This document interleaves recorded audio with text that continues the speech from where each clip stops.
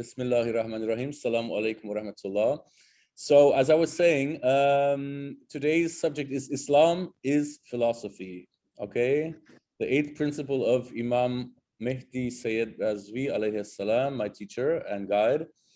And today we're going to talk a little bit about what that means, Islam is philosophy. And what's nice about this subject is that it has no end. Okay, it's basically infinite. Why? Because philosophy is infinite, but also because Islam is infinite. Okay, so we'll go into the depth and the detail of why Islam is philosophy in a second. As I was mentioning, I've actually been thinking about having a year 3 module called Islam is philosophy and focusing only on Islamic philosophy for those of you that may be thinking about, okay, I liked the year 1 course. Those of you who write a final thesis of maybe 4 or 5 pages around July or August, send to me, and then we will do a presentation to close up year 1. And for those of you that want, you can get a certificate for completion of year 1, and then you can proceed to year 2, which is the so-called Usul al-Fiqh discussions. And Usul al-Fiqh is obviously the roots of Islamic legal jurisprudence or Islamic law, if you will. That's a really intense and interesting course. I think Hassan John can testify hopefully to that. And when we've done the year 2 cycle, hopefully, then we will be happy to move on to year 3, which is Irfaniyat. And Irfaniyat, for those who are interested, is like mysticism, spirituality, and of course Gnostic philosophy and Gnostic thought. So maybe also in year 3 we will get into deeper subjects like Islamic philosophy. Hopefully we'll be able to do that. Anyway, that's just some marketing and advertising for the Hosa. But what's important is that Islam's philosophy is an endless, big discussion, okay? So I'm not trying to do it justice by giving it 1 course today. It's impossible. But I just wanted to give everyone a taste and a flavor of this. So if you're interested, we can continue the classes, and at some point, we can go deeper on this. And I would say, but before we jump into that, we had some homework from last time. And the last class we had was Islam is gender balance. In other words, balance between male and female in Islam. And Hassan John made a very interesting comment in the team discussion. By the way, thank you for that. It's always nice when you all participate in the team discussions. And I don't want to read it for you now, Hassan, but maybe you want to explain to us a little bit your comment. I would like everyone to give a little bit their opinion about some example of where they see, Islamic gender balance in their lives, or maybe don't see it, so that we can, if everybody just speak 5 minutes, then we're relatively quick through this subject, and then we can jump into Islam's philosophy. So maybe Hassan, you want to start, explain us what you first to ask if you all of you, if you read the comment, I think there would be no need to repeat it again. So this is to all. Did you had the time to? I know it was in the last moment I sent it, so excuse me for that. But no, but don't worry. Just go. Okay. Go quick. So, Go quick. Take your time. It was the first point in the Sunni tradition, because this is very misused and misquote. Let's say that the famous hadith that women, they are deficient in their deen and their aql. It is hadith in Bukhari. And then when the women around Rasulullah sallallahu alaihi wasallam asked him, and what is that? They somehow complied to it, of this denigrating statement, let's say, and he answered, as for the first thing, the deficiency in your deen, Isn't it true that while you are in your menstruation period, you don't pray? They replied, yes, that is true. And then he asked, and also in that time you are not fasting? They also replied, yes, it is true. And Rasulullah sallallahu alaihi wasallam said, that is the deficiency in your deen, let's say in your faith. And the second is, isn't it true that the testimony of two women equals testimony of one man, the shahada, let's say before the judge and so on? And they replied, yes, that is true. And he said, and this is the deficiency in your intellect. So this is a famous Sunni hadith. And also,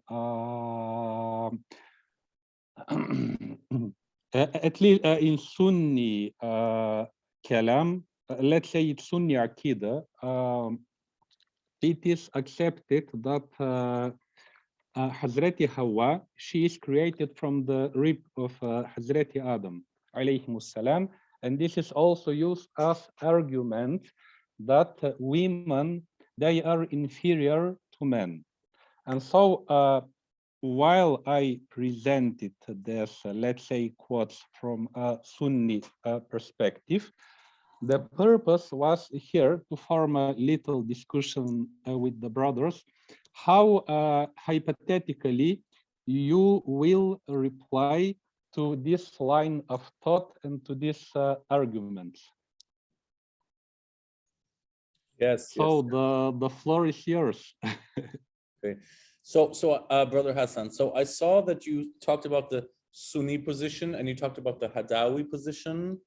And then to Ithna Ashari. But here I am taking them one by one, not to mess the different. That's fine. Mm-hmm. Yeah, I mean, maybe we should okay, let's say David the brothers, and Yasin, they are married, both of them. If your wife asks you how it is possible that you think so low and so bad of us, and how you will comment and interpret this, let's say, ayat and hadith, what will you reply?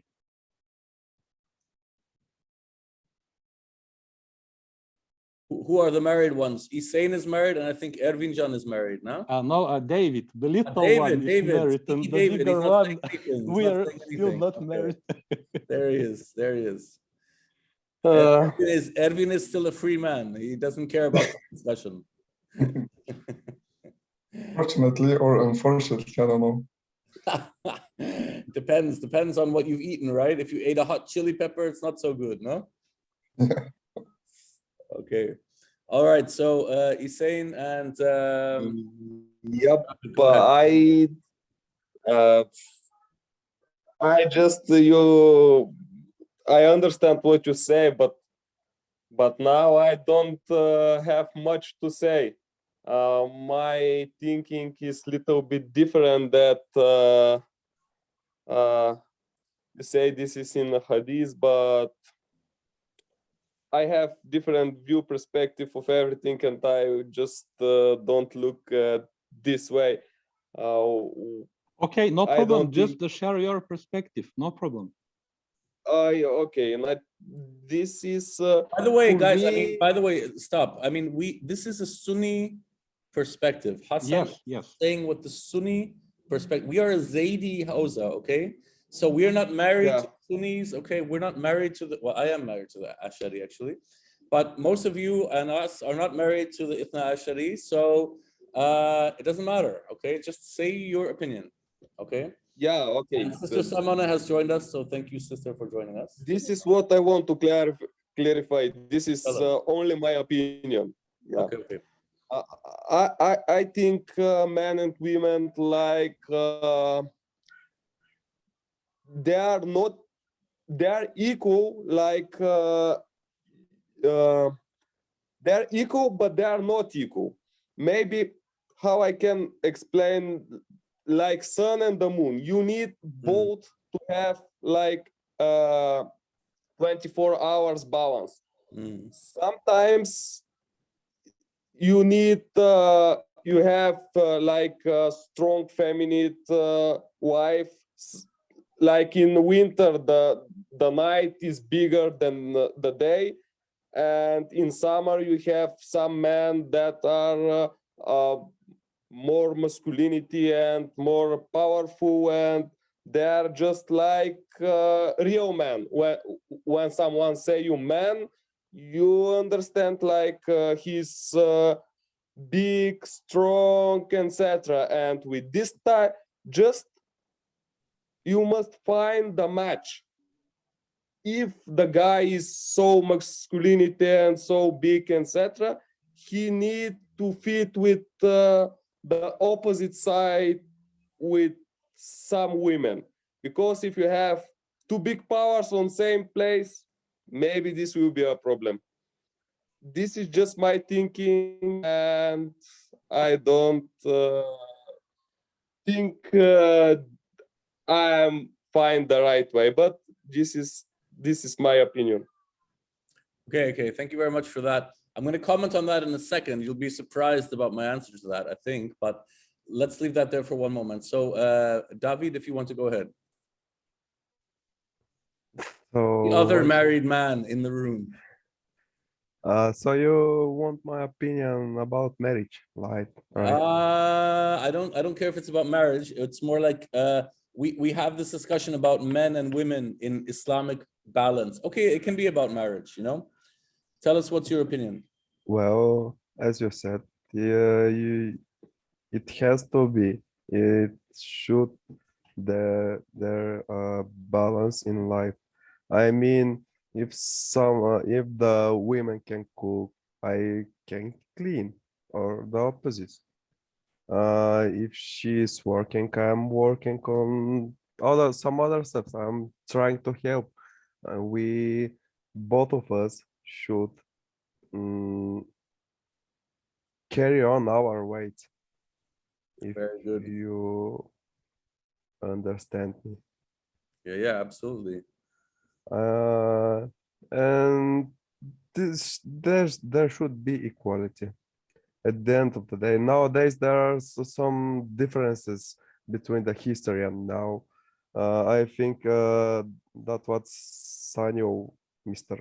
said, it's not possible anymore, because in the past only men worked, but nowadays there are women's jobs and they can do everything.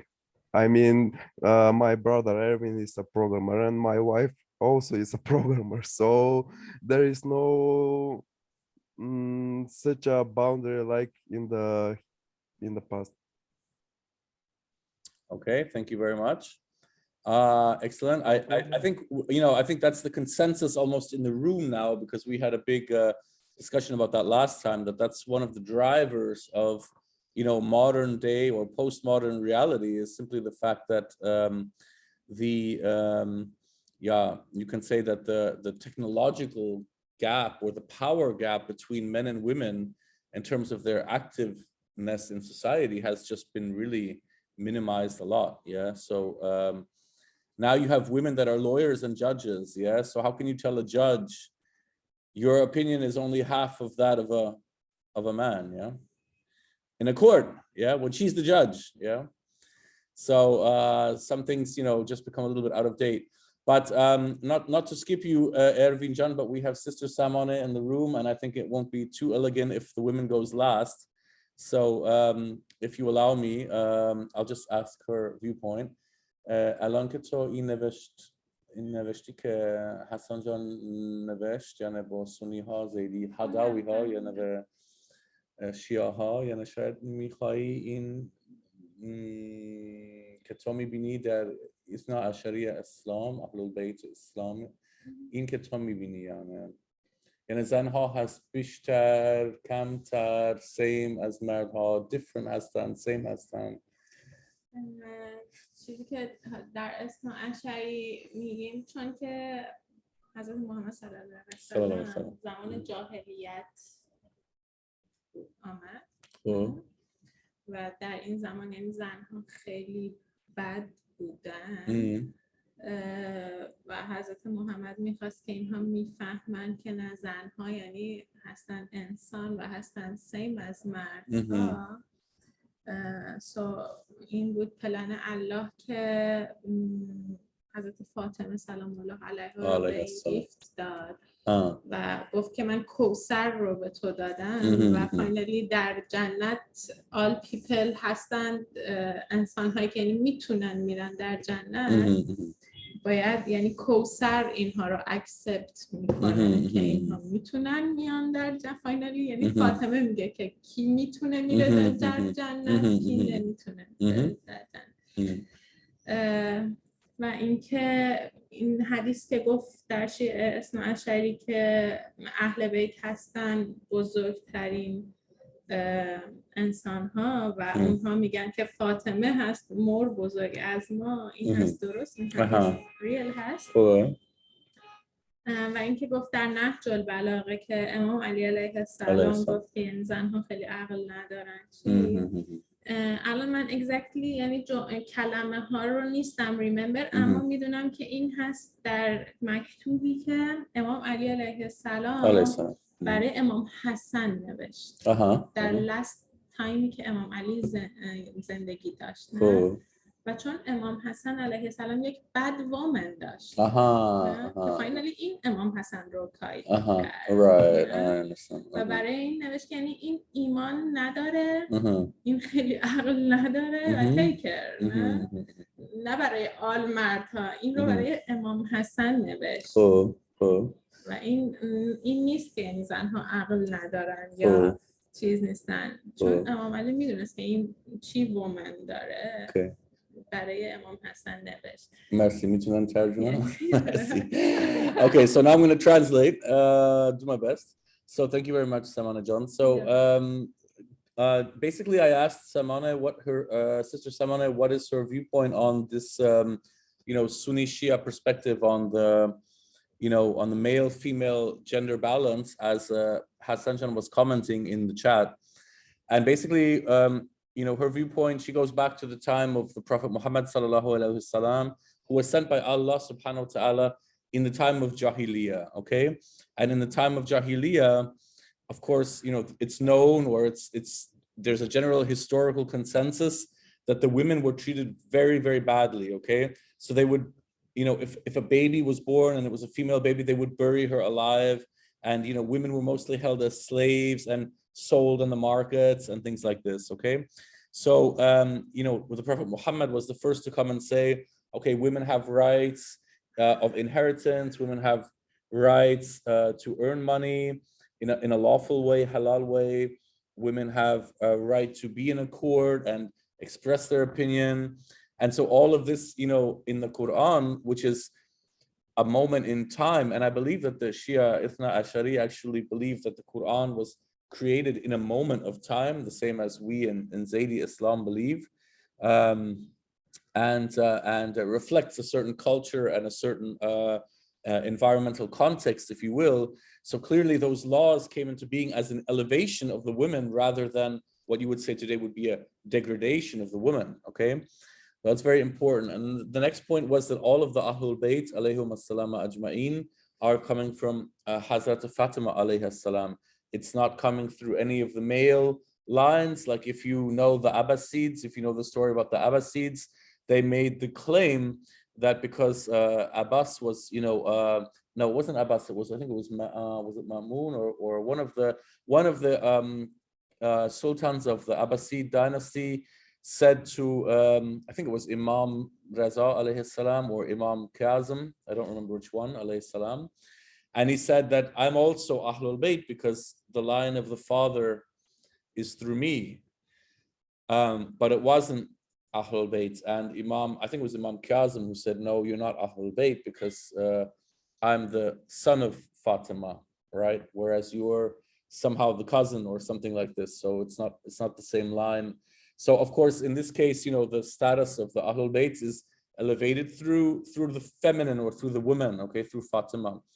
And there are many, symbols, also esoteric symbols for those who are into Ismailism, the other branch of Shia Islam. You can see many symbols in this of how 12, men are coming from one woman essentially, or the 12 Imam are coming from one woman. Okay, it's very interesting symbolism, very deep symbolism. So, and then the other point that someone made was that in paradise, according to the Ithna Ashari, the Shia Jafari tradition, it's actually Hazrat Fatima, because she's also known as Kawthar.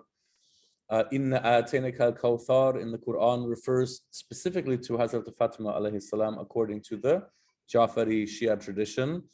And so, clearly, if she is Kawthar and she is in paradise, then all of the Muslims that finally enter paradise will be there because of Kawthar. So she actually, in a way, decides who will be the ones to enter paradise.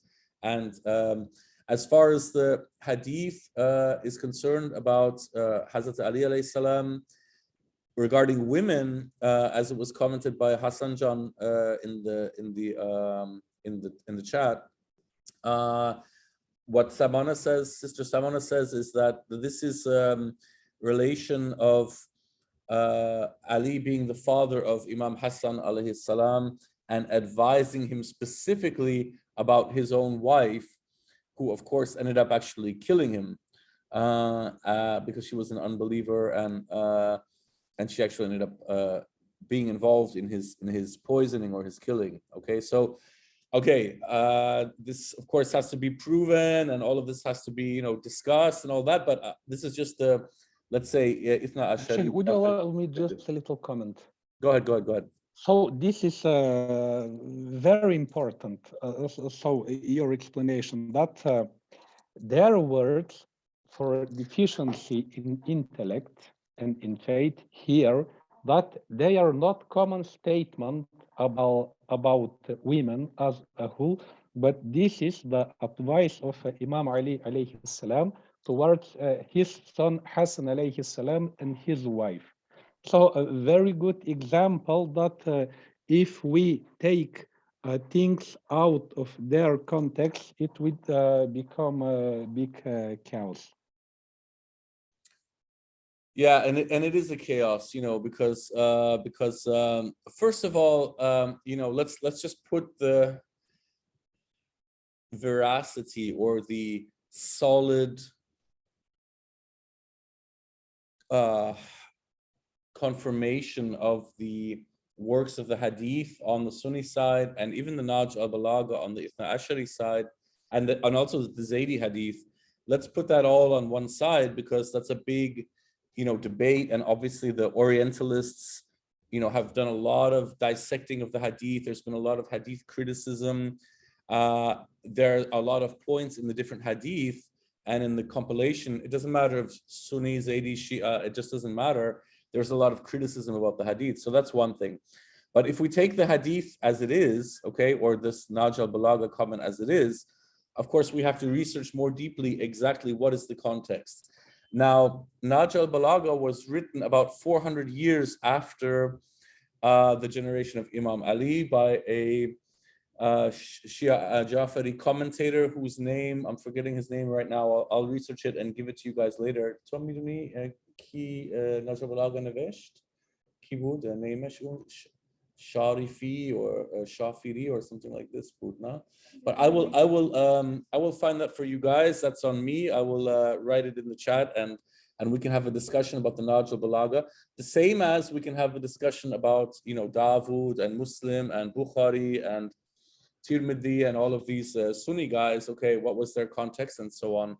And it's a very nuanced and very delicate discussion. Okay, but if we take it at its face value, this is what Samana John is telling us now, that essentially that this hadith about the women from the Naj al-Balagha is Hazrat Ali alayhi salam advising his son Imam Hassan to be careful of his wife. Okay, because his wife is ignorant and dangerous, okay, which is always the worst combination in anybody, man or woman, yeah. So yes, never take things out of their context. And yeah, and I wanted to get back to what Isain was saying, because I think you were mentioning, yeah, you had a discussion about polarity going on, and your discussion was about you know, the sun and the moon, and I completely agree with that. And that's actually what we were talking about last time. If you remember, we were talking about gender balance. So there's equality on the spiritual level, okay? On the spiritual level, there's equality. That ruh ma hastan same, marduzan. Ruh has same. The spirit is the same, but the body is different, okay? So my body is different from Sister Samane, from another woman, okay? And your bodies are different also, obviously, yeah? And so the spirit has to go through this kind of, you know, dunya in a body, okay? And Allah has decided, okay, for me, this body is going to be a male body, okay? For someone else, it's going to be a female body. But the ruh is the same ruh.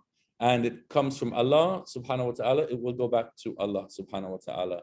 And so the only, it's not a small difference in our daily lives. It's a big difference. But the game or the fun of it is to find the compatibility between the sun and the moon, so that, you know, the sun and the moon doesn't become like a war, but it becomes, you know, a very complementary and a balanced exercise, okay?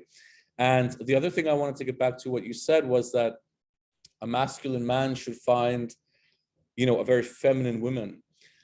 I'm just going to give you some words of life experience. You can take it or leave it. It may be wrong or it may be right. Typically, a man that's very masculine is the only one that can bring a masculine woman back into her femininity, okay? Because the woman who's extremely masculine, like maybe she's, you know, a career woman, you know, she's used to climbing the ladder, you know, and she lives a life which is very, you know, masculine in that sense. You know, guys who are kind of wishy-washy guys, you know, she'll just paste them, okay? She'll just, you know, get rid of them, yeah? So you need to be a masculine man in order to handle that kind of woman, okay? And on the other side, you know, a man who's like, you know, not really strong in his masculine element, you know, he'll really appreciate a woman that's, you know, very feminine, because then he doesn't have to, you know, fight for space or, you know, so the problem comes, and you'll see the same thing in physics, okay? When you have a fully charged battery, okay, the plus side and the minus side are, you know, in that sense, there's an energy flowing between the two, okay? But in the human sense, you know, if something is in the middle, it really needs the other side to create the tension. You need to have this, you know, male-female dynamic happening to make a relationship work long-term, yeah? So generally, you know, my advice, especially to the males, is, you know, develop your masculine side, because then, you know, if you're with a feminine woman, you'll appreciate her femininity. And even if you're with a somewhat more masculine woman, she'll get more into her feminine element because of the fact that you're taking a more masculine position, okay? So without wanting to encourage, you know, things like suicide bombing and things like that, you know, go a little bit more into your masculine element, okay? That's my humble advice. Play toward your masculine strengths in relationships with females, and you'll be in a better balanced position. But I might be wrong, so have fun with that. Have fun with that life advice. این که گفتم که اگر یک مرد هست روی یک مرد، یعنی اگر زن هست خوب است، اگر زن کوچیک مور از مرد هست also خوب است، چون مرد روی هست مرد و زن میتونه مور از زن شده، نه؟ اما اگر یک مرد هست مثل کوچیک زن یعنی یک زن نمیخواد، یعنی چون میخواد یک من این more or less گفتم. So Erwin, I've been ignoring you completely, so now the floor is yours. Go ahead. No, it's okay. I completely agree with you, and maybe That's not allowed in this house, by the way. You have to, disagree a little bit. You have to I don't- provide some perspective. sorry. No, it's just a joke, but we appreciate if you provide some your own perspective. Go ahead. Well, I have a really small how to say it, experience with a not so good relationship with another woman. I can say that we were two the same characters, and what you said is it reflected what you say reflected my relationship basically. Okay, right. We were Right. two, yeah, we were two the same characters. She was confident. She wanted to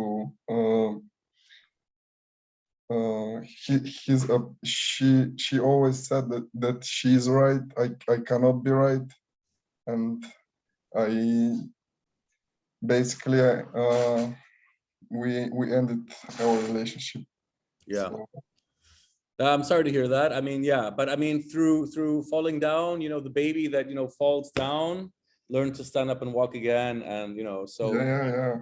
you'll make it. You'll make it. I'm sure you'll find a woman who's more suited to your needs. But in that case, after that experience, my suggestion is look for more feminine women on the one hand, and work a little bit more on your because no one is 100% masculine or 100% feminine. Everybody has a little bit of everything. But my suggestion to you is just play a little bit more to your masculine strengths, and then that'll help you in any relationship, whether the woman tends to be more toward the masculine side or tends to be more toward the feminine side. And I can say, when I was younger, I was more attracted to women with a more masculine side, just because, they have a certain energy and a certain dynamic, and it's just there's a certain attraction, right? But with time, as I got older and had more experience, I also started to be more interested in, more feminine women, and women that not even necessarily in the body, like, of course, it's always wonderful, but just in the spirit or in the way of managing life, right? Just the approach in life or the energy, it just became more interesting for me. So, but that's something that, you'll have to discover your own kind of balance or relationship with that. But that's why my advice to men is, try to stay more on the masculine side, no matter what. thank you very much. That's just personal life experience.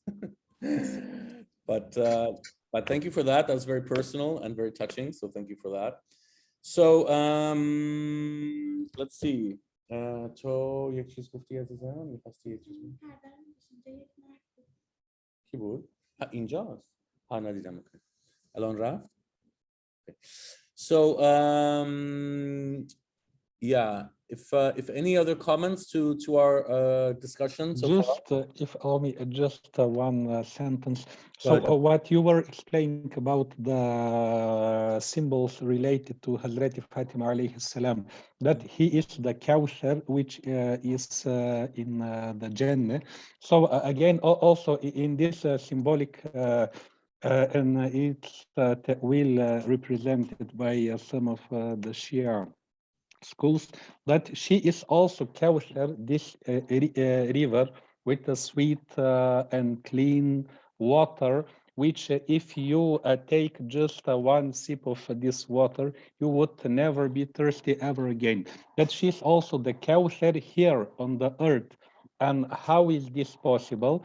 Because the line of the different imams from Ahl al Bayt, all of them, of the imams of Ahl al Bayt, be they Zaydi imams or Ithna Ashari imams, or even amongst the Sunni Sufis, which are also from the line from Ahl al Bayt, they are the river which proceeds their descendants, their line. They are the river which starts from Hazrat Fatima, which is the Kawthar.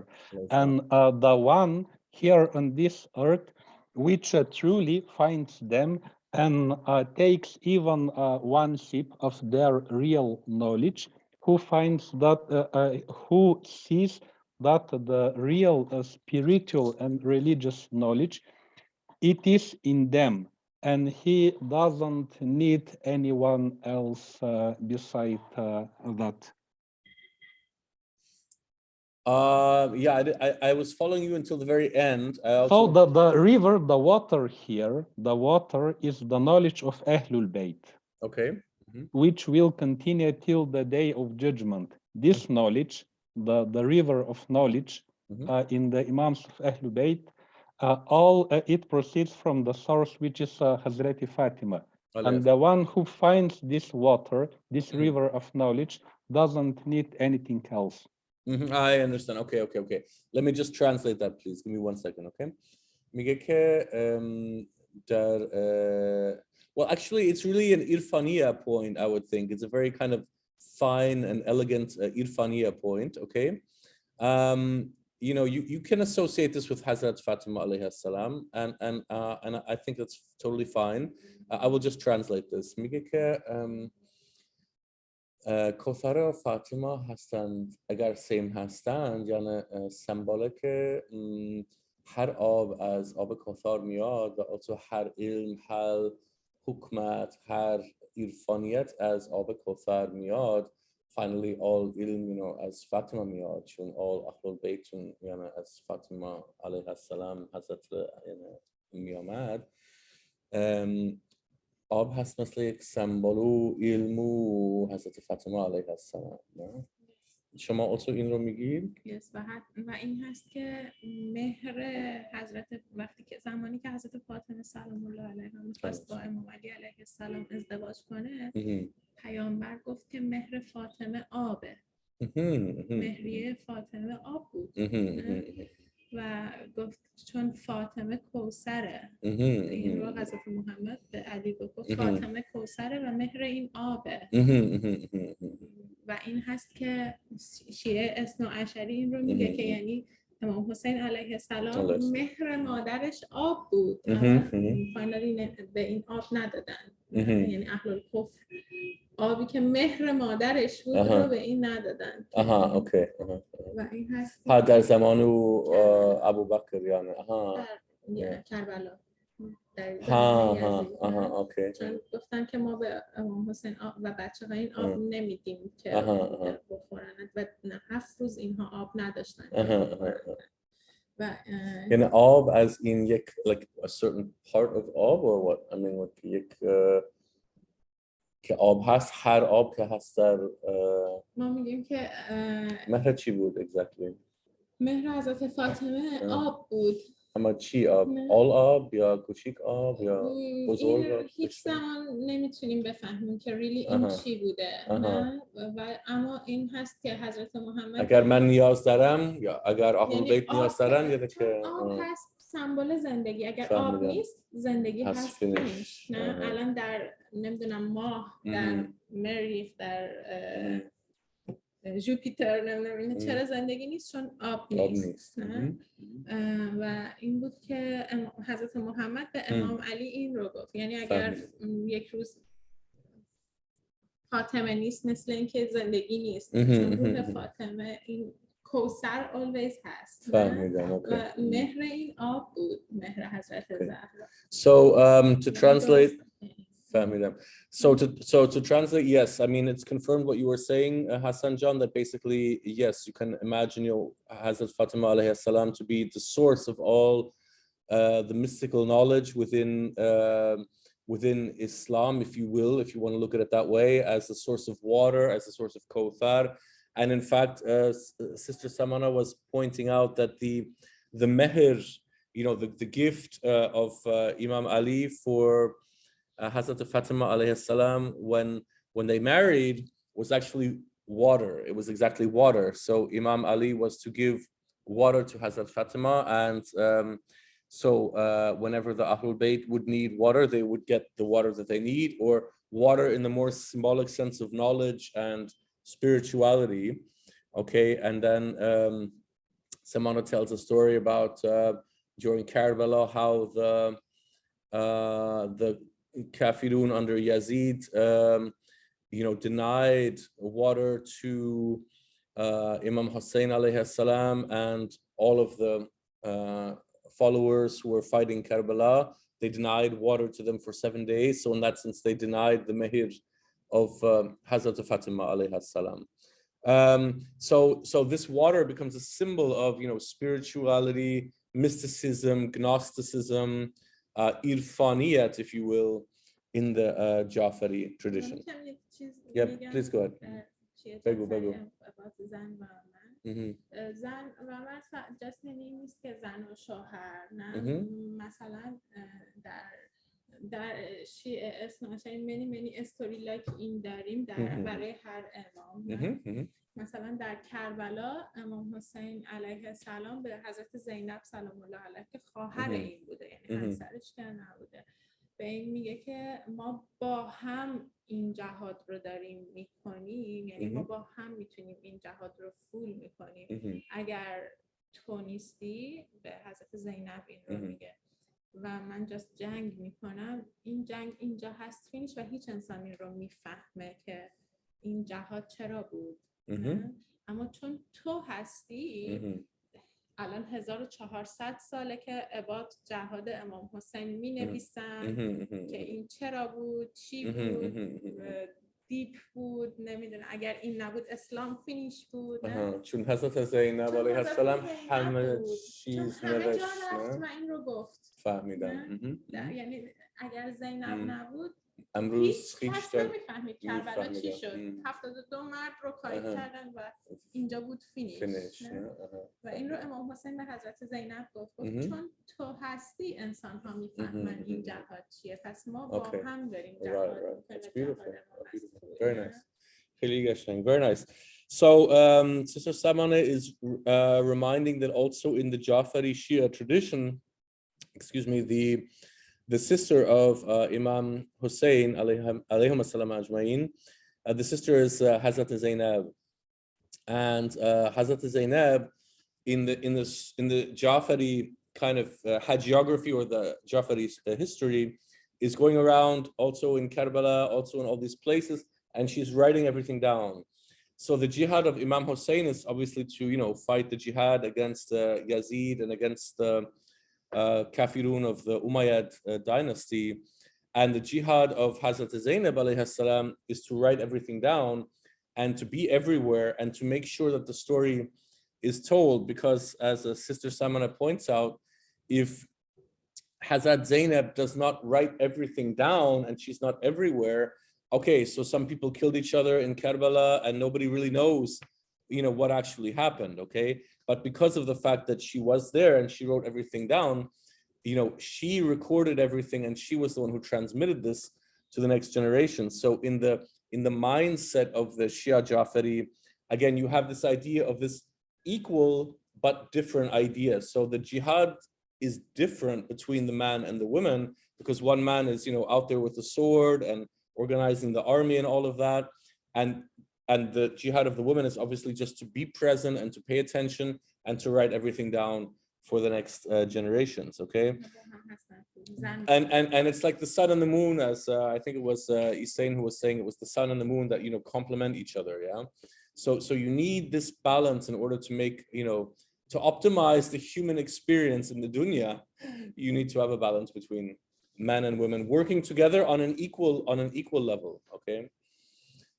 And I think and I hope that's the consensus for this discussion. Any other comments at this point?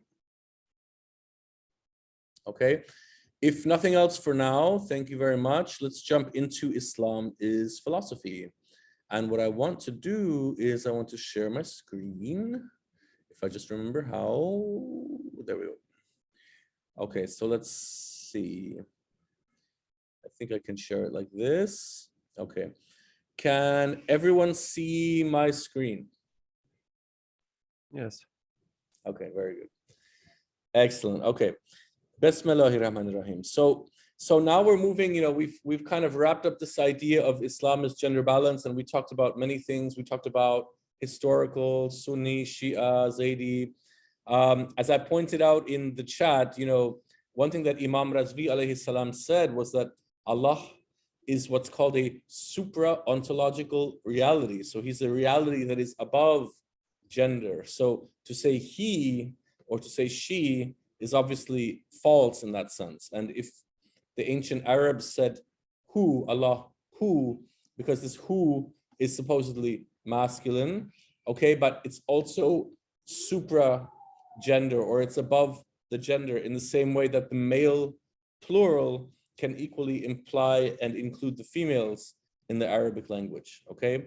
So that's one thing that's important to keep in mind, so that Allah does not have a gender in that sense, because gender implies biology and biology implies creation, but Allah subhanahu wa ta'ala is al-Khaliq, okay? He's not the Khalq, he's al-Khaliq, he's al-Bari, okay? So he's the creator himself or herself or itself, okay?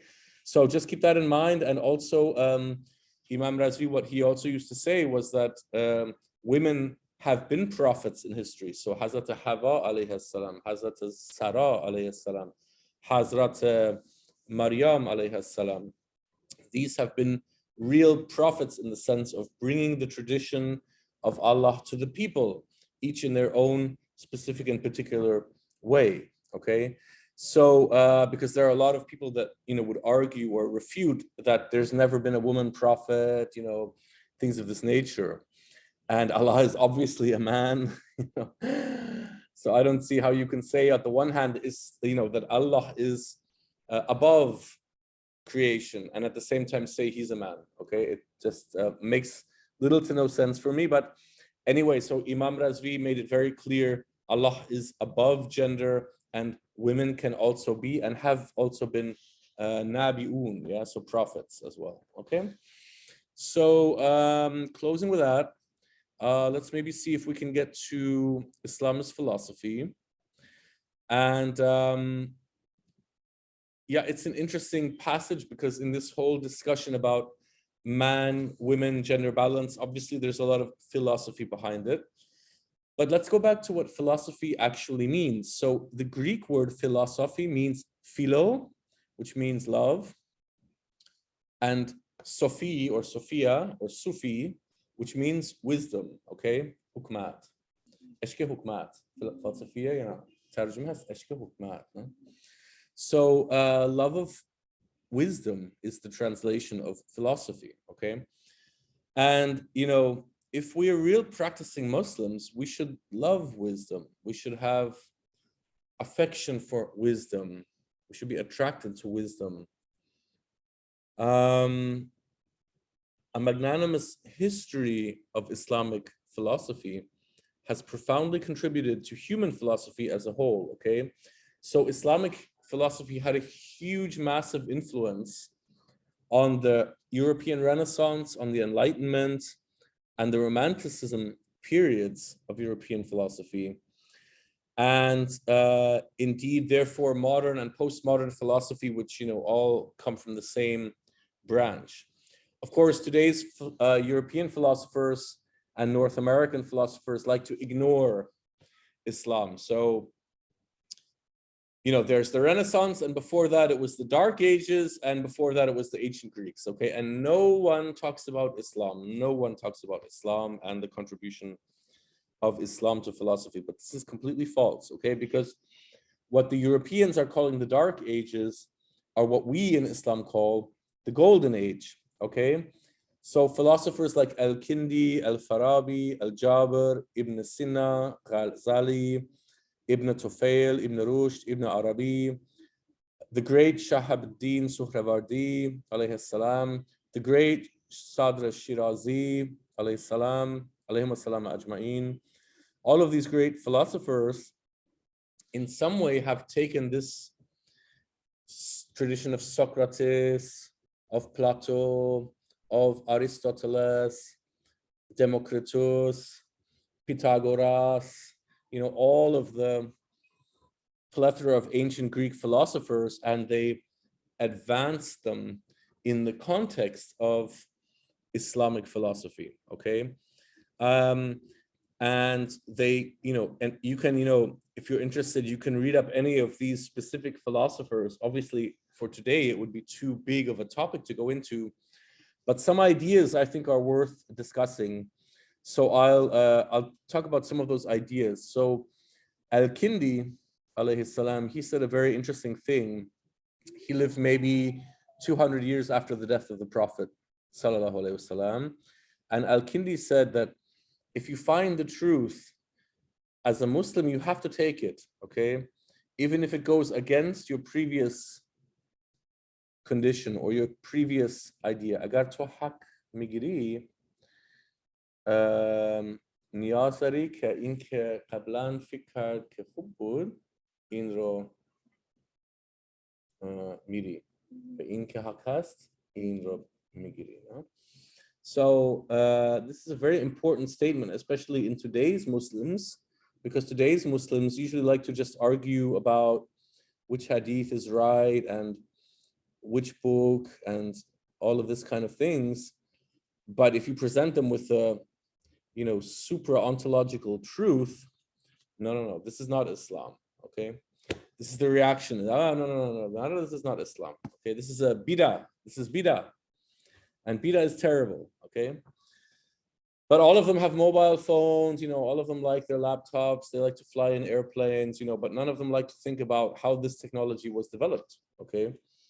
And one of the main developments is through what are called algorithms, programming algorithms. I think we have a couple of programmers in the room. And if you know about the term algorithm, it comes from the famous Islamic philosopher Al-Khwarazm of Baghdad, okay?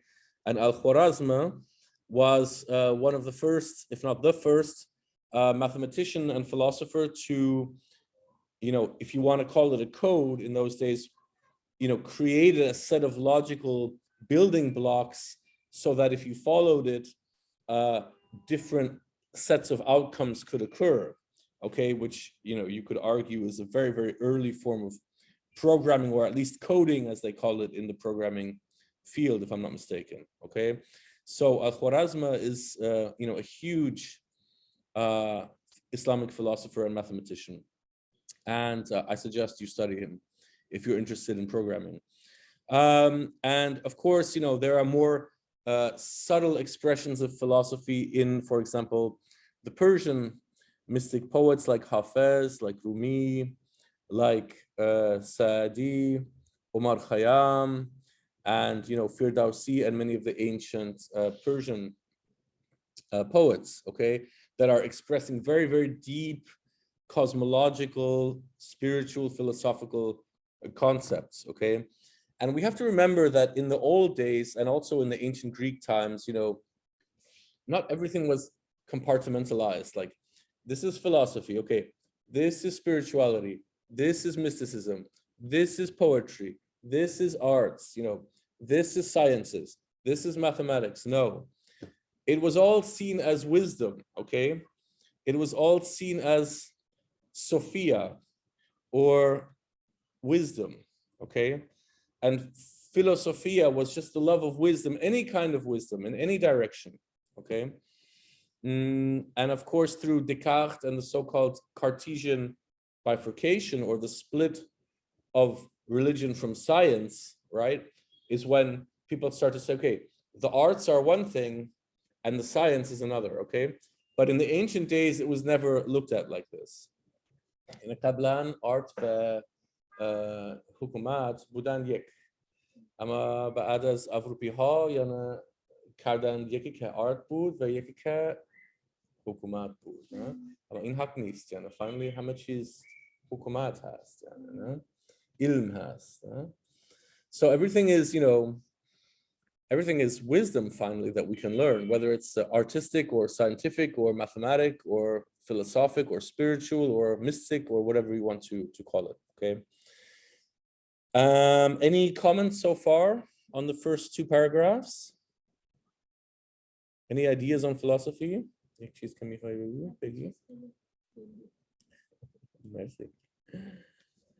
Okay. If no comments so far, I'll continue. So certainly, Shia Islam has always considered philosophy as a core element of absolute truth, okay? I don't want to offend any Sunni Muslims. I don't want to offend any Sunni Muslims.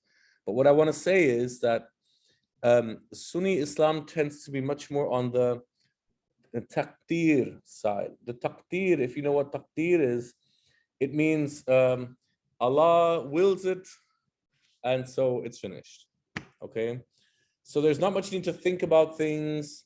There's not much need to find solutions. You know, go for what you want, and if Allah wills, then that will be your Islam, and if Allah doesn't will, you're finished. Okay. Shia Islam, on the other hand, has always been more on the side of free will and, self-determination. Okay, because to be Shia for most part of history has meant to be in the minority of people, to join a community that is somehow under different levels of suppression, and therefore you have to make an active choice. Yeah, you almost have to be a little bit crazy to yourself to do this. Yeah, why would you in an Umayyad dynasty, why would you become Shia? That's just the craziest thing to do. Okay, but if you do, then it's a choice of free will. So the free will becomes very apparent when you take a choice like that. And so philosophy has always been a more core element of Shia Islam. And in fact, after Ghazali wrote his Destruction of Philosophy, that was literally the title of his book, basically for philosophy in the Sunni part of the Islamic empires, that was the end of it. Okay, and there were some things like Ibn Rushd came after Ghazali and he tried to refute him and so on, but basically that was the end of it. Whereas in the Shia tradition, both the Jafari and the Ismaili traditions in particular, the philosophy has never stopped. So it continues till today. So you can find even today contemporary Ismaili philosophers, contemporary Jafari philosophers. نمیدونم اگر میدونی شاید یک دو فلسفی ها در ایران الان که مهم است یعنی بهجت یکیش رو بهجت فاطمی‌نیا که دیروز بود داید فاطمی‌نیا also آتلا سیستانی هست Sistani. So there are even in the Jafari tradition now, there are, if you know about Bahjat, Amoli, Bahjat, Fatimiyya are some names that we have even in today's Iranian philosophy today. Yes. So this continues. I'm happy to see that there are more Sunni philosophers now than there were maybe 50 or 60 years ago. So it seems like the Aql is opening again on the Sunni side. You have guys like Tariq Ramadan, you have guys like Khalid Abul Fadl, you have Fazlur Rahman and those kind of guys on the Sunni side that are, maybe opening again. People are talking about reopening the door to ijtihad on the Sunni side as well, whereas in Shia Islam, the door to ijtihad has always been open. Ijtihad means a legal precedent or a legal ruling that causes a new change or a new innovation in society. Okay, so whereas many Sunnis are still, afraid of bid'ah and afraid of bid'ah and afraid of bid'ah, the method of ijtihad gives a way of renewing the society in Islam and reinventing and reinvigorating the Islamic society for the common modern age. Okay, and that's why ijtihad is considered very necessary in Shia thought, and more so every day, more so I think also in Sunni thought. So I think it's coming back. It's going a bit slower than we would like for our Sunni brothers and sisters, but it's coming back. Okay, so inshallah. So certainly the Shia Islamic intellectual philosophy has also been called Kalamiyat. It's been called Hukm al-Islam. And in the deeper mystical sense, all of these spiritual traditions are called Irfaniyat. And hopefully in year 3, we'll see some or all of you in our year 3 class, Irfaniyat, where we talk more about the spiritual and the mystical aspects of Islam, inshallah. Okay. So of course, when we talk about Islam, we should go back to the Qur'an. And you know, the Qur'an itself, alhamdulillah, is profoundly full of philosophical thought. There are many deep sensory questions about human reason, and the Quran actually challenges us to think. Many times you will see. And what happens with these questions in the Quran, you know, that Quran خیلی تاکه الله سوال میکنه برای انسان ها. این شما چی فکر میکنید؟ یعنی چرا این هست؟ چرا من این رو کردم؟ که شما یعنی فکر میکنید. So it's always... Pardon? در قرآن خیلی میپرسه که شما تفکر نمیکنید. Exactly. So the Quran is always asking, didn't you think about it? I mean, didn't you think about it? Or, you know, why didn't the kafirun, for example, think about this? Yeah. So it's always going back to thinking and reflecting and asking. And this is in a way to make the Muslims, hopefully, inshallah, to think more and develop their own aqla and their own level of higher reason for themselves, and of course for the broader community. So the philosophical search for truth is deeply anchored in the Quran and in the actions of Prophet Muhammad sallallahu alaihi wasallam, and it's inextricably linked with them. And I love this statement of UNESCO, who says, who is a famous French-Romanian playwright, who said, it's actually not the answer that provides the clarity, it's actually the question that provides clarity. Okay, and I find that to be a very beautiful way to wrap this up, and I think that the Quran uses a lot of that. Okay, if you read how many times Allah subhanahu wa ta'ala is asking the believers, asking the unbelievers, asking Prophet Muhammad, asking the followers and the Ahl al Bayt, and so on. And so, of course, you're familiar with, in the Quran, Surah 69, Al-Haqq ma'al haqq wa ma adraka ma'al haqq, Sadaqallahu al-Azim. Okay, so Allah is asking, what is the truth, and what do you understand by truth, or by the absolute truth, or by the perfect truth, depending how you want to translate al-haqq. And there are many ways that you could translate that, and that's part of the question, okay, to understand what this al-haqq actually means and how you would actually think about that. Okay, so any questions until now? Any comments? Excuse me, proceed. Or shall I see? Very good. Okay, if nothing, I'd like to give you a little bit of homework. I want Sheikh, if you are going to finish the lesson, because you're talking about the homework, then here I can, I have some question. Go ahead. This is the time, or you want to... I'm full of time. Time is an illusion. Okay, so okay, first you have explained it briefly. I am interested also what Sister Samana would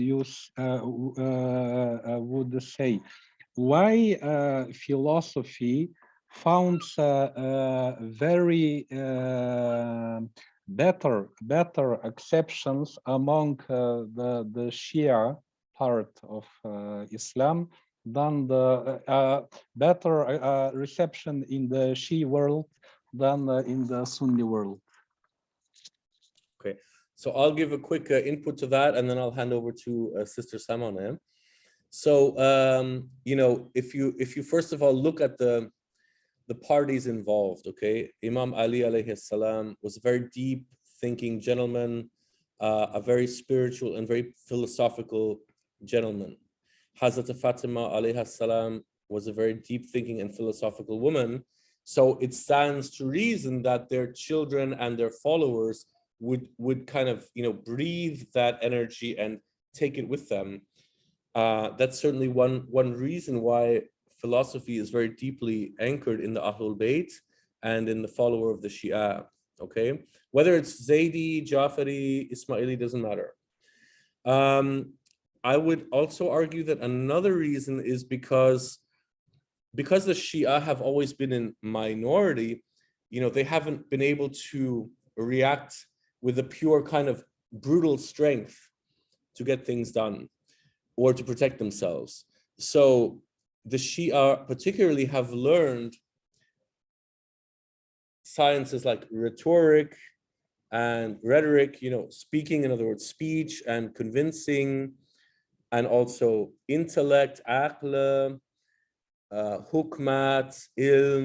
They've studied the Qur'an in many different ways.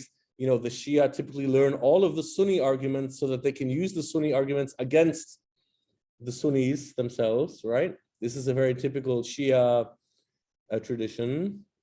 And also the way that the Shia would gather, like this whole idea of the Hawza, what we're doing now, is that we're encouraging, you know, everyone to speak and give their opinion, as opposed to just, you know, me as the teacher telling you this is the way, yeah? And, you know, write it down 100 times and then, you know, next week again, write 100 times. Yeah, that's not how we teach here. Yeah, that's not the idea of the Hawza, is not this. Yeah, so the idea of the Hawza is to have a small group of people.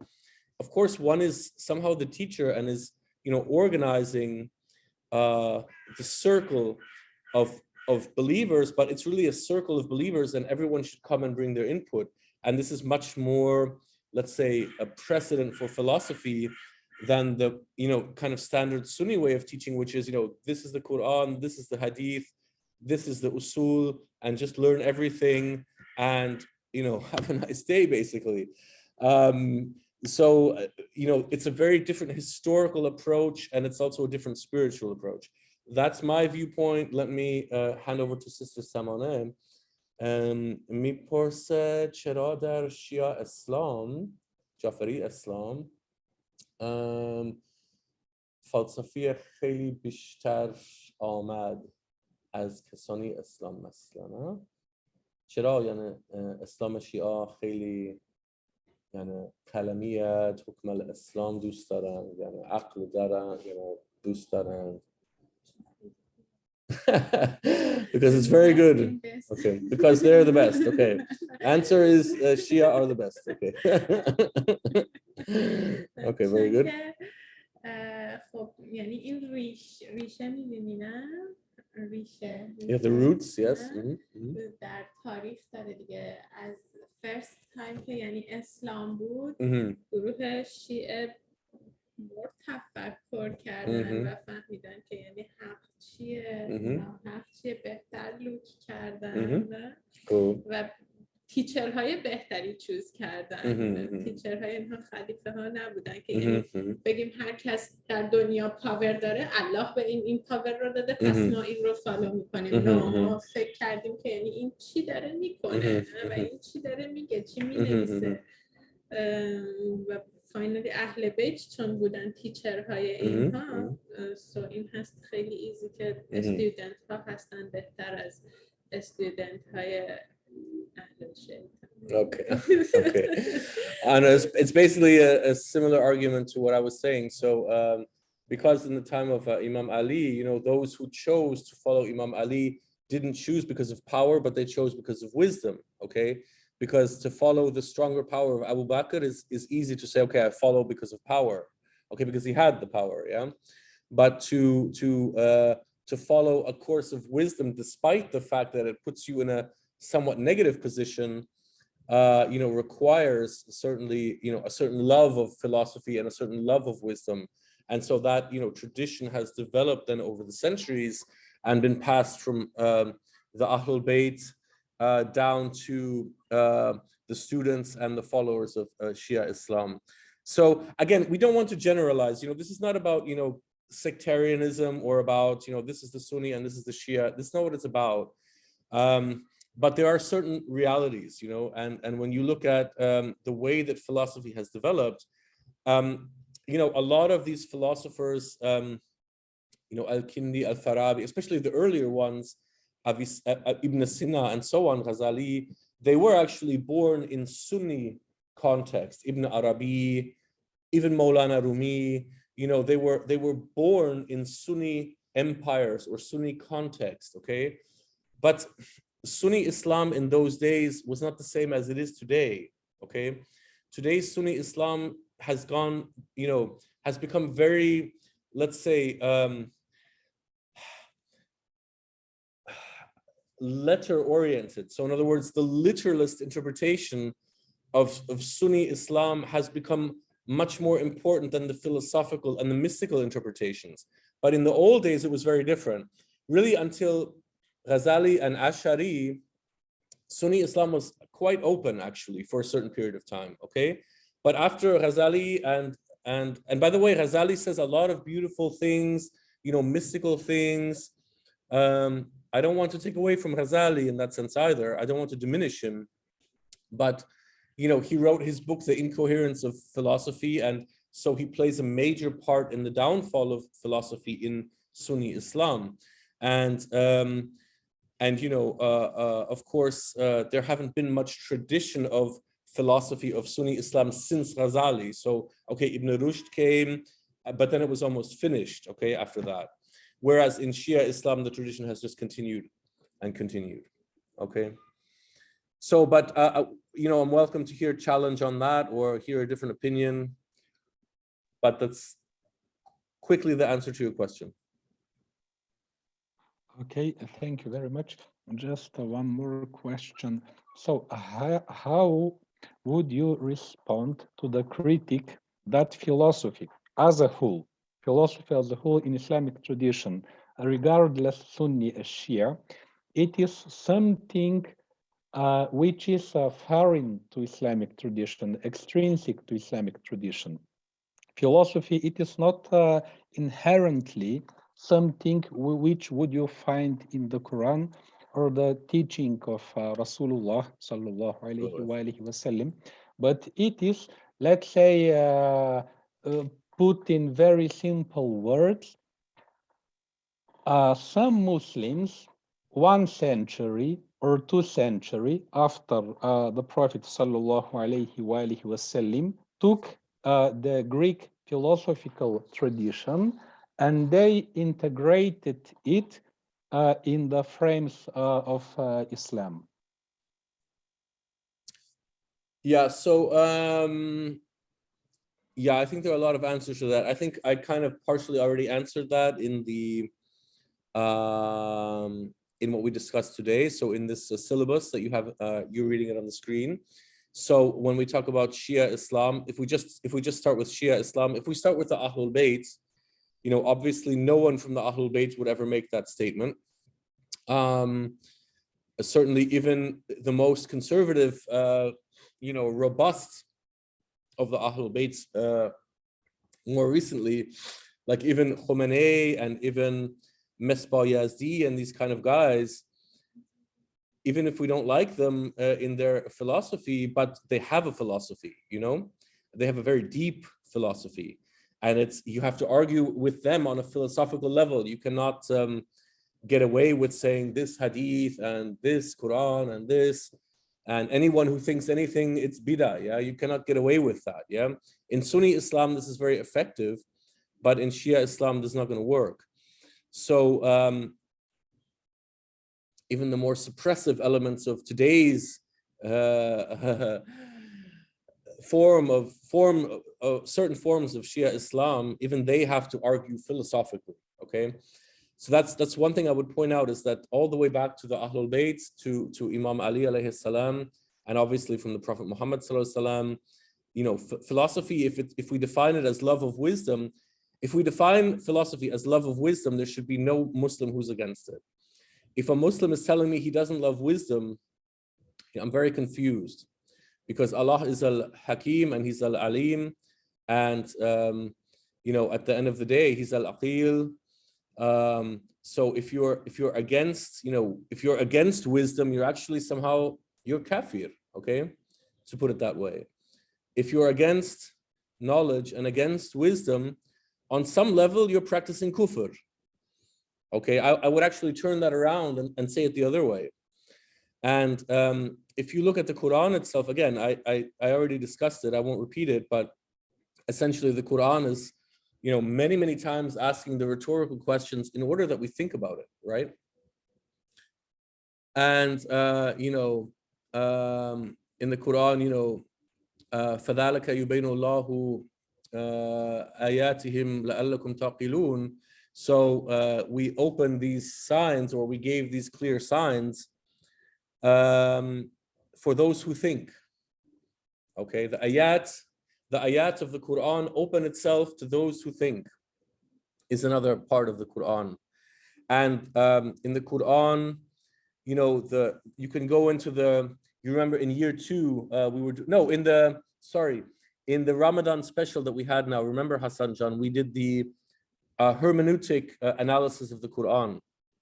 And here you can see like maybe more than 50 times the word aqla, which is intellect, maybe more than 400 times the word hukma, which is wisdom, maybe more than 900 times the word ilm or alim is used. So how many times in the Quran do we have to tell you? I mean, how many times do we have to tell you to think? Yeah. How many more times can we tell you? I think, the Quran really makes it very clear, but also the Ahl al Bayt make it very clear. So this is very essential for Islam. And as far as I'm concerned, if you suppress thought, if you suppress wisdom or knowledge, it's actually a form of practicing kufr. So I would turn that argument around and say it's those that, keep girls out of schools or limit philosophical discussion that are actually the ones that are practicing kufr and bid'ah. And it's not those who practice the philosophy within Islam. Does that help? Yes, thank you very much. Do we have time? Can I say something? Go ahead. I'm just going to switch on the light. If you give me 1 second, but please keep your thought. Just give me 1 second. Okay.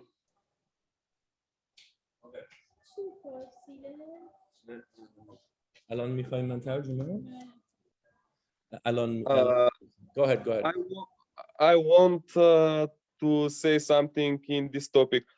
What I see in the world now, in the past, every time when we have gathering of smart people on one place and they discuss ideas, we have such a tremendous going forward in human science, in human technology, and in everything what you can think about. You see, the golden age of Islam is when the heart of Islam were in Baghdad, and everyone translating books, and they have different ideas, they share it. You can see this in United States after Second War or before the end of Second World War. What Americans do, they gather the professor, they gather the teacher, they gather everything, they put it in one place, they start Manhattan Project, and these guys for like 1.5 years, they make atomic bomb. You see, they don't believe this was possible before they can take a lot of young, open-minded people, put it at one place, and you see, this is the engine that's pushed the humanity forward.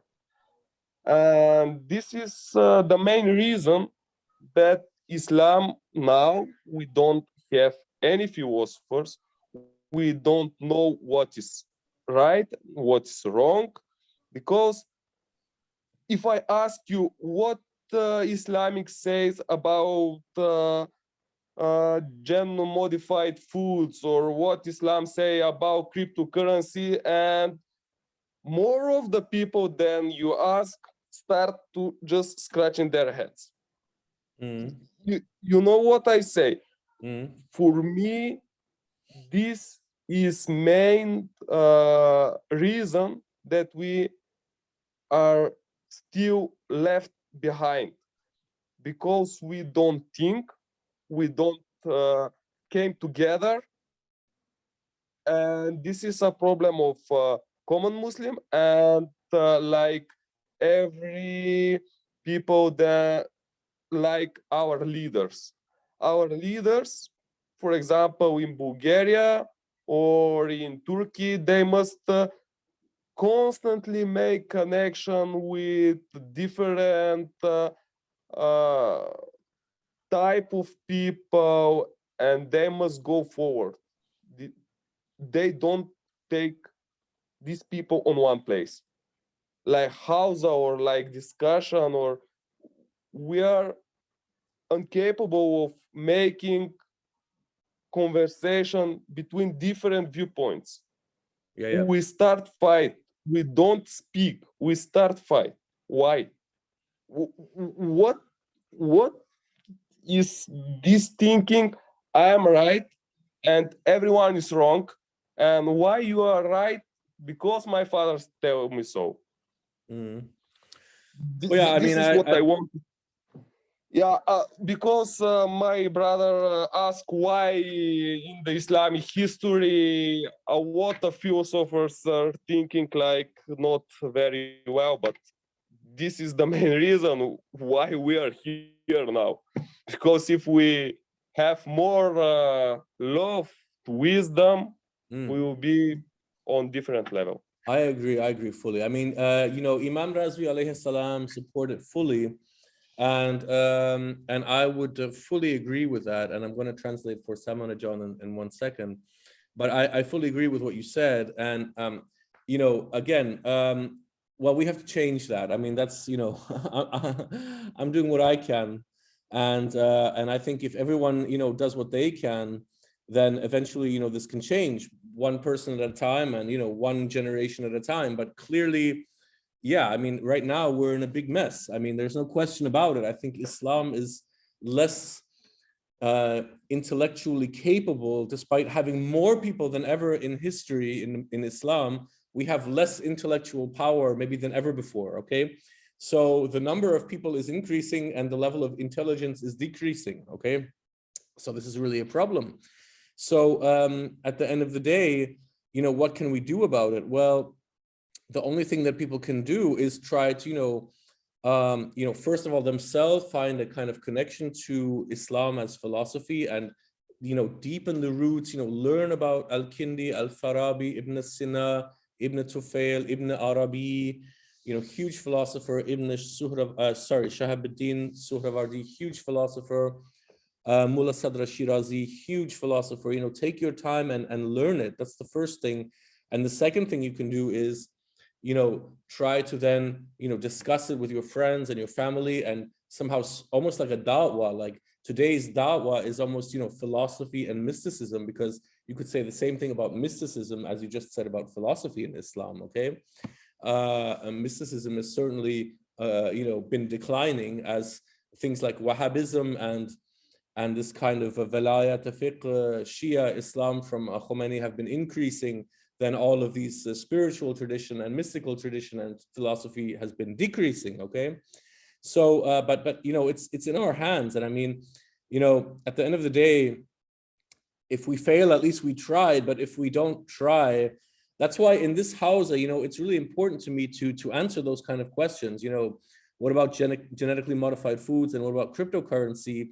And in year 2, actually, I hope you join us for year 2, inshallah, all of you, because in year 2, we're going to look very specifically at the methodology for how to solve those kind of questions. Because right now, for example, what we're taking in year 2, and Hassan John is with us, the question of, is it halal for governments to spend huge amounts of money and go into big debt and financial debts, because of the COVID situation, because of the COVID crisis, because of course, when the pandemic hit, all of the economies, were really drastically hit, and many, families lost their businesses, or, people lost their jobs and things like that. So the governments went to the banks and they said, please, can you give us a lot of money?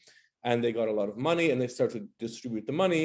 But that means that the next generations and the next generations and the next generations of the state are in debt to the banks, okay? So that creates a huge financial dependency of the democracy on the banks, okay? So we're actually working on that question now. And we would like to, answer those questions in year 2. And that's why if you want to learn the methodology of ijtihad, what's called ijtihad, which is the methodology of new precedent in Islamic law because of changing conditions, then I hope certainly you will join the class and we'll be able to teach you a lot.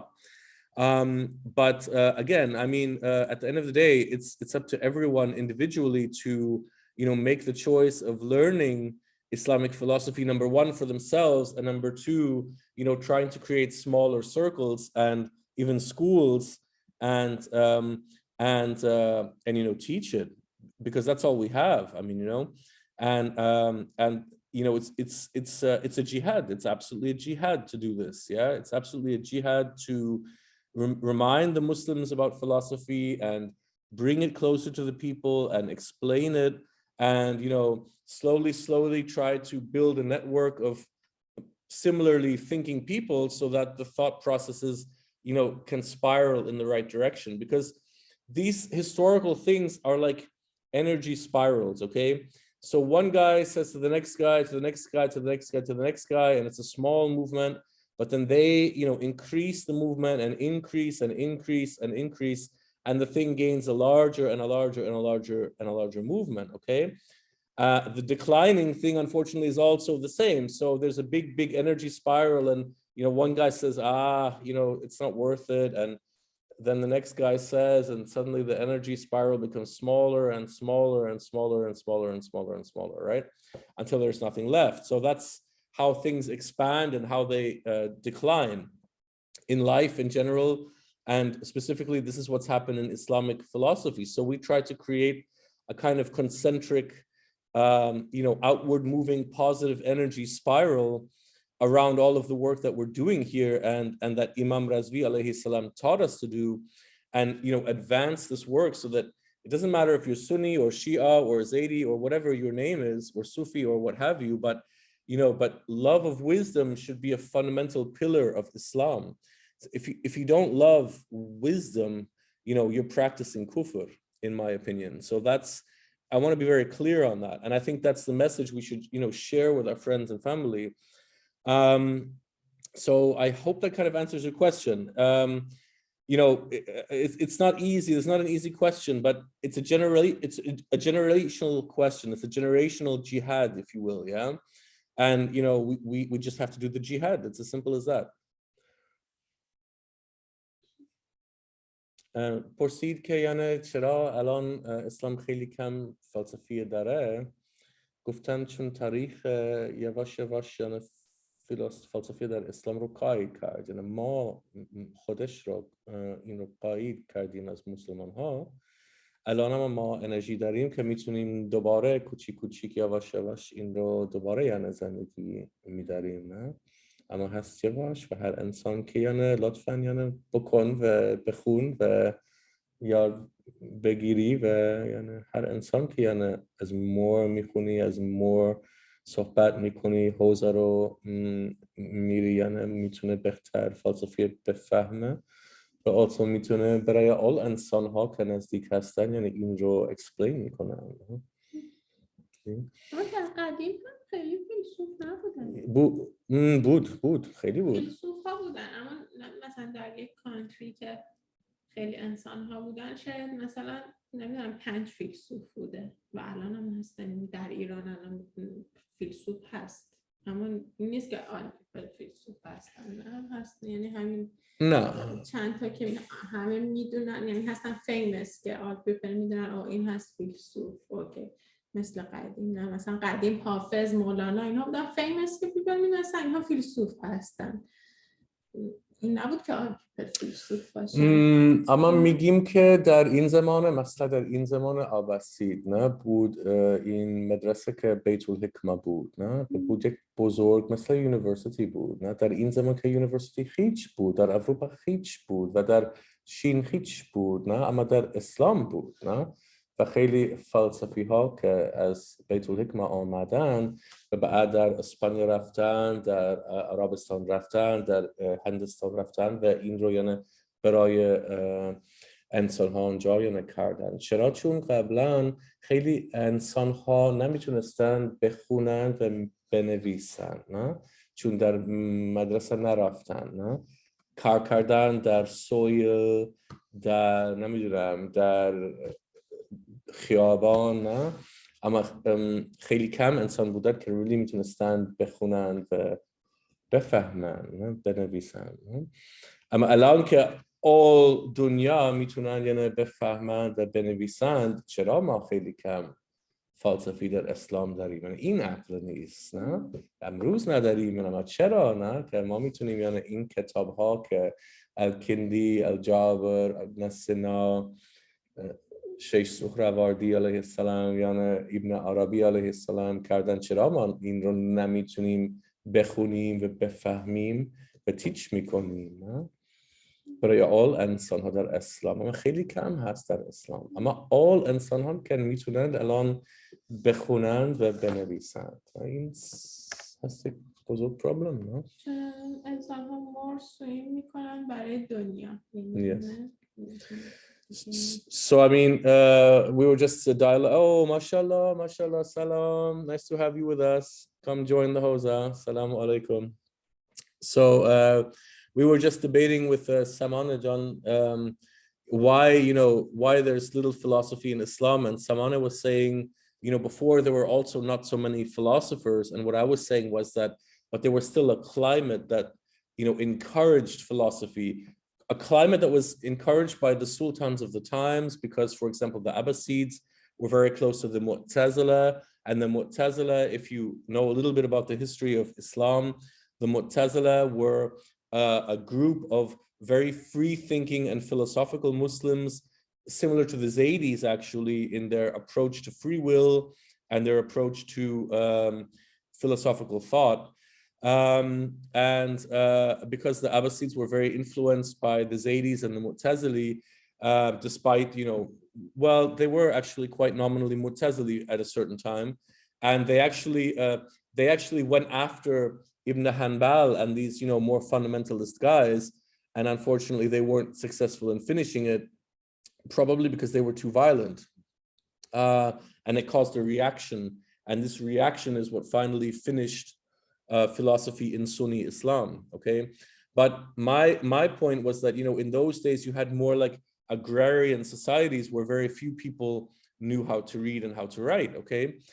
But isn't it a shame that today, most people in the world can read and write, but still in Islam, we have very, very little philosophers, okay? Despite the fact that nearly everyone in Islam today, or a very high percentage of people in Islam can read and write, okay?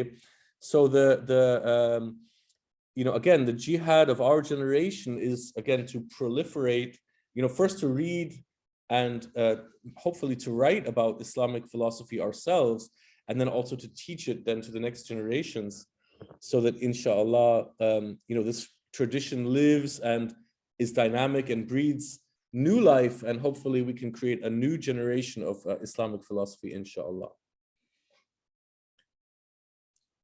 Okay, any other questions or comments for today? Okay, if nothing, I want to say thank you very much. I hope you had a good time. My homework for all of you, this is my favorite part when I torture you with the homework. So my homework for all of you in the Hoza is please come back for next time, and the question will be, وَمَا أَدْرَكَ مَا الْحَقَّ? So what do you understand by the perfect truth? Okay, please use the chat room. Hassan John, thank you for using it, even if a little bit late, but thank you for using it. And everyone, please, I hope for your comments. in the comment section of the chat. I'd like to know, what do you understand by al-haqq in the next course, inshallah. Thank you very much. Alhamdulillahi Rabbil Alameen. Al-Fatiha.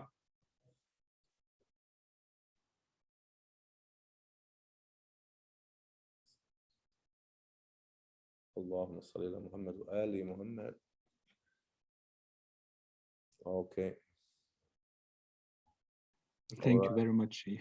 Thank you all very much. Thank you all for joining, and inshallah, I look forward to seeing you next time. Remember your homework, and have a great few weeks. By the way, one thing I wanted to mention, we will have one special hawza on riba, because one of the brothers asked for it in the chat, in the general chat. Okay, I think it was Ali bin Hussein who asked that. So at some point we'll have a special house about riba. So we hope that you will join us, and we look forward. It's about riba for buying a house. So maybe it's relevant to a few of you now. Okay, so we hope that you join us. Keep your eyes open for this one, and have a great few weeks. And inshallah, see you next time. Assalamu alaikum wa rahmatullah. Wa alaikum salam. Salam. Wa alaikum salam.